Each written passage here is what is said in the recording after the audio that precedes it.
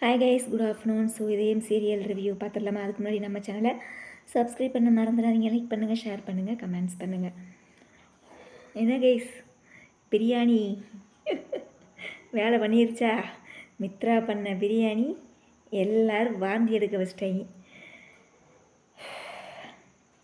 சமைக்க தெரியலனா விட்டுட்டு போக வேண்டியதானே. இப்போ யாருமே சாப்பிட முடியாத மாதிரி பண்ணிட்டா பாருங்க மித்ரா.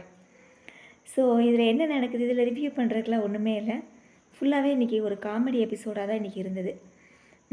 எஸ்பெஷலி நம்ம தவளை, அதுக்கப்புறம் நம்ம திலகா பாட்டி, மீனா 3 பேரோட ஆக்டிங் வந்து ரொம்ப சூப்பராக இருந்தது. மித்ரா பண்ண பிரியாணியை வச்சு இன்றைக்கி எபிசோடை ஃபுல்லாக ஓட்டிட்டாங்க. நான் கூட வேறு ஏதாவது சீன் வரும்னு நினச்சேன், ஆனால் ஒன்றுமே வரல. ஸோ என்ன நடக்குது, இதில் வந்து ஆதி வந்து கிரேட் எஸ்கேப்பு, சாப்பிடாம எஸ்கேப் ஆகிட்டாப்புல. தவளையே ஒரு வாய் வச்ச உடனே ரியாக்ஷனை காமிக்க ஆரம்பிச்சிட்டாரு. எனக்கு இந்த சீன்லாம் பார்க்கும்போது ஏதோ ஒரு படத்தில் பார்த்த மாதிரி ஒரு ஞாபகம் இருக்குது கைஸ். உங்களுக்கு ஏதாவது ஞாபகம் இருக்குதுங்களா? இந்த ஜெயம் ரவி நடிச்சிருப்பாங்க, த்ரிஷா நடிச்சிருப்பாங்க, உனக்கும் எனக்கும். அதில் வந்து சந்தோஷ் அப்படின்னு சொல்லிட்டு ஒருத்தி வருவாங்க பார்த்தீங்களா?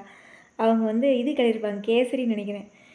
அதை சாப்பிடையில எப்படியும் வாயில் ஃபூனில் வச்ச உடனே ஒரு ரியாக்ஷன் காமிப்பாங்க. இதெல்லாம் வந்து நாய்க்கு போட்டால் கூட நாய் செத்து போயிடும், குழி தோண்டி புதைச்சிருன்னு சொல்லி மணிமணியை கொண்டு போய் புதைப்பார் பார்த்தீங்களா?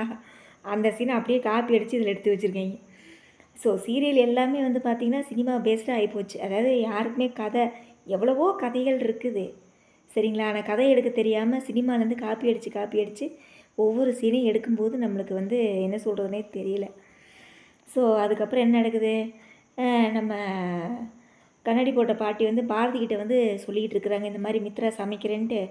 எல்லாம் மீனா, தவளை, திலகா பாட்டி எல்லாருமே சேர்ந்து அங்கே வாந்தி எடுத்துக்கிட்டு சாப்பிட முடியாமல் கஷ்டப்பட்டுட்ருக்குறாங்க. அப்படின்னு ஆதியும் சாப்பிட்லையா அப்படின்னு இந்த அம்மா கேட்டுட்டு, ஆதி சாப்பிடாமல் இருக்கார், நான் போய் உப்புமா கிண்டி கொடுத்துட்டு வரேன் அப்படின்னோடனே, என்னது உப்புமாவா? அவளே எல்லா மாவையும் காலி பண்ணி வச்சுருக்கா, நீ என்ன சமைக்க போகிற அப்படின்னோடனே, அவள் இருக்குல்ல அவளை போட்டு உப்புமா பண்ணுறேன்னு சொல்லிட்டு போகிறாங்க மேடம். அதாவது ஆதி சாப்பிட்லேன்னு வருத்தப்பட்டுட்டு போகிறாங்களாமா.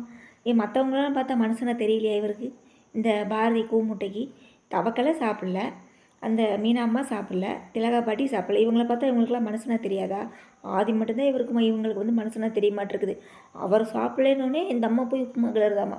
அப்போ மற்றவங்க யாருமே சாப்பிட்லையா பாட்டி, நான் எல்லாத்துக்கும் சேர்த்து செய்கிறேன்னு சொல்லிட்டு போயிருந்தா அது நல்லா இருக்கும்.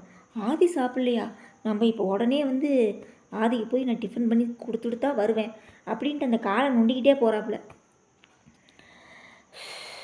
முடியல. அப்புறம் வேற என்ன, மற்ற சீரியல் கார்த்திகை தீபம் வந்து நீங்கள் நம்ம எதிர்பார்த்த மாதிரி கோட் சூட்டில் செங்கல் சூளையில் ஒரு ட்விஸ்ட்டுன்னு சொல்லி போட்டாங்க. நான் கூட என்னடா கோட் சூட்டுங்கிறாங்களே, ஒரே கார்த்திகா கோட் சூட்டில் வந்து இறங்குவாப்புல அப்படின்னு பார்த்தா வெறும் பேண்ட் ஷர்ட்டில் வந்து இறங்குறாப்புல. இது எல்லாம் நார்மலாக போடுறது தானே, ட்ரெஸ்ஸு தானே கைஸ். கோட் சூட்டில் வந்து இறங்கணும், பின்னாடி 2 ஆள் நிற்கணும், கதவை திறந்து விட்றதுக்கு ஒரு ஆள் இருக்கணும். இப்படிலாம் மாசா காமிச்சா தான் சீன் நல்லா இருக்கும். சும்மா இவனே காரை ஓட்டிகிட்டு வந்து பேண்ட் ஷர்ட்டை போட்டுக்கிட்டு கண்ணாடியை போட்டுக்கிட்டு வாட்சை ஒன்று கட்டிக்கிட்டு இறங்கி வந்தால் கெத்தாயிருமா? சரி கெத்தானாலும் பரவாயில்ல, அந்த செங்கல் சூளையே வாங்கினாப்புல, வாங்கி செவனேன்னு கொண்டு போய் ரேவதிக்கிட்டேயே யார்ட்டையே கொண்டு போய் கொடுக்க வேண்டியதானே. மறுபடியும் அத்தைக்கிட்டே கொண்டு போய் நீட்டிக்கிட்டு திட்டு வாங்கிட்டு இருக்காப்புல. ஐயோ சாமி முடியல. வேற என்ன, கெட்டி மேளம் என்னையா இப்படி போயிட்டுருக்கு சீரியல், கேவலமாக போயிட்டுருக்குது, ரொம்ப கேவலமாக. வெற்றிக்கு வந்து துளசியே வந்து கல்யாணம் பண்ணி வைக்கிறாங்களாமா. தான் புருஷனுக்கு தான் பொண்டாட்டியே கல்யாணம் பண்ணிக்கிறது எங்கேயாவது பார்த்துருக்கீங்களா கைஸ்? ஆனால் ஜீ தமிழில் வந்து இதுக்கு முன்னாடி ஒரு சீரியல் இதே மாதிரி ஒரு சீன் நடந்துச்சு. பட் ஆனால் எனக்கு அது சீரியல் பேர் தெரியல எனக்கு. அதாவது அதில் வந்து நம்ம ஆதியோட ஃப்ரெண்டு சரவணன் ஒருத்தர் நடிச்சிருக்காரு பார்த்தீங்களா, அதில் தான் அந்த ஹீரோவை நடிச்சிருப்பார். அந்த சீரியல் பேர் ஏதாவது தெரிஞ்சால் எனக்கு கமெண்ட்ஸில் சொல்லுங்கள் சரியா? இப்போ கூட ரீசெண்டாக தான் அந்த சீரியல் முடிஞ்சது. அந்த சீரியலில் அதே மாதிரி தான் தான் புருஷனுக்கு வந்து அவளையே கல்யாணம் பண்ணி வைக்கிற மாதிரி ஒரு சீன் வரும். எப்படியே காப்பி பேஸ்ட்டு, எல்லா சீரியலும் ஒரே காப்பி பேஸ்ட்டு சீரியலாக தான் இருக்குது. அப்புறம் வேற என்ன, அயலியில் ஏதோ ஒரு பொண்ணை கடத்துகிறாங்களாமா, அதை கண்டுபிடிக்கிற மாதிரி இருக்குது. அதுக்கப்புறம் வேற என்ன சீரியல், சந்தியாராகம். அதுக்கப்புறம் வாரிசு. Super super super. அவ்வளோதான் கைஸ், வேறு என்ன. ஸோ மண்டே ரிவ்யூவில் பார்க்கலாமா? ஏன்னா இதில் ரிவ்யூ பண்ணுறது வேறு ஒன்றுமே இல்லை. ஆதிக்கு வாய்ஸை மாற்றிட்டாங்களான் இருக்குது. ஏதோ ப்ராப்ளமாக என்னன்னு தெரியல. சீக்கிரமாக ரெடியாகி மறுபடியும் ஆதியோட வாய்ஸ்லேயே நாடகம் போட்டாங்கன்னா நல்லாயிருக்கும். அப்புறம் அண்ணாமலை குடும்பம் தான் ஓடிக்கிட்டு இருக்குது. அண்ணாமலை குடும்பத்துலேயும் அதே மாதிரி தான். அதாவது ஜீ தமிழை பொறுத்தளவு எந்த ஒரு கல்யாணத்தையுமே கரெக்டாகவே நடத்த மாட்டாங்களான் இருக்குது. இந்த பாரிஜாதத்தில் பாருங்கள், அதே மாதிரியே முகத்தை மூடி கல்யாணம் பண்ணி இப்போ இசையை கெட்டவளாகிட்டாங்க. நாங்கள் கேட்குறது என்னடா, ஏதாவது ஒரு சீரியல்லையாவது விரும்பினவங்களை கல்யாணம் பண்ணுற மாதிரி எடுங்கன்னு தான் நம்ம கேட்குறோம்.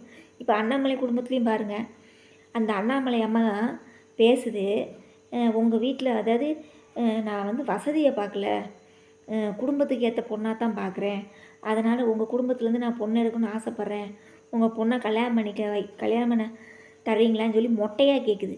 எந்த பொண்ணை கல்யாணம் பண்ணி, வான்மதியா இல்லை வெண்ணிலாவான்னு சொல்லி கேட்கலாம்ல.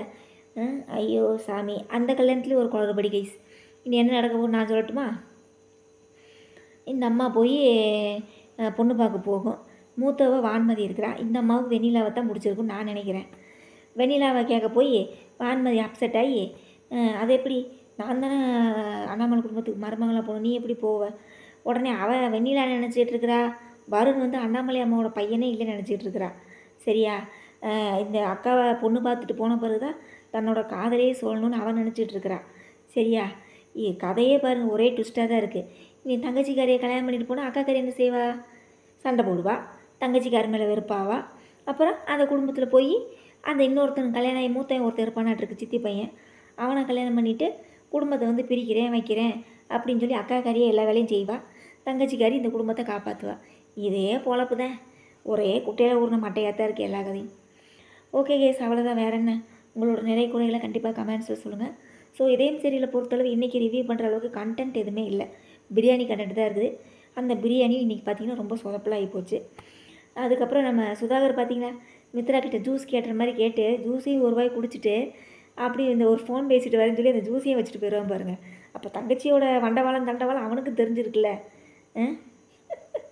Great escape Sudhakar great escape. பேசும்போது தான் அம்மா அப்பா ஸ்தானத்தில் உன்னை வச்சுருக்கேன் அப்படின்னு சொல்லி ஃபீல் பண்ணுறாப்புல. ஆனால் தங்கச்சிக்கு சமைச்சு போட்டிருக்கா. அப்போ சாப்பிடணும்ல கைஸ், அண்ணன் மட்டும் கிரேட் எஸ்கேப் ஆகிறாரு. சரி, ஓகே, டன். வேறு என்ன, மண்டே ரிவ்யூவில் பார்க்கலாம்.